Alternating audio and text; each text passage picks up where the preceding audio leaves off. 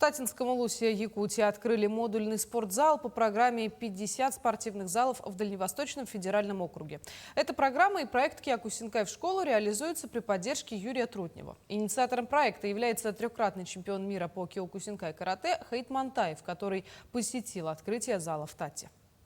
По счету это 6-й зал в республике, 3 из которых в Якутске, также в городе Алдан и селе Мендиги Амгинского района. С татинцами эту радость разделили министр образования и науки республики Нюргуна Афанасьевна и инициатор проекта, трехкратный чемпион мира по киокусинкай карате Хаит Валидович. Теперь ученики школы имени полного кавалера ордена славы Дмитрия Петрова смогут заниматься здесь на уроках физкультуры и посещать различные секции.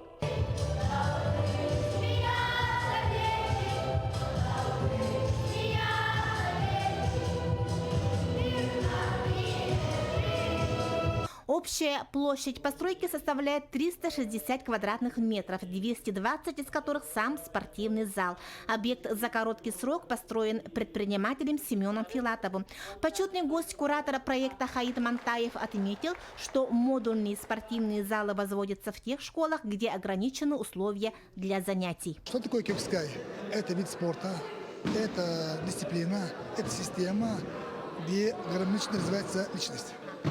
Именно эту школу мы выбрали по совету Министерства образования, по причине того, что здесь не было полноценного своего спортивного зала.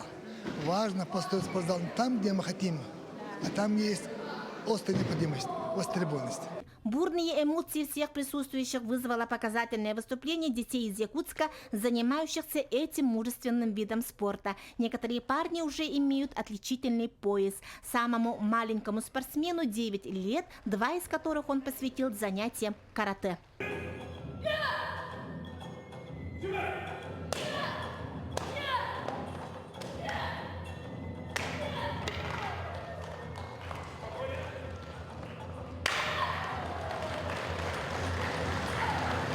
Под конец мероприятия Хаит Мантаев провел ознакомительный урок по киокусинкай, ведь теперь и в Татинской школе будет действовать секция под руководством Семена Кузьмина, куда уже записались более 20 детей.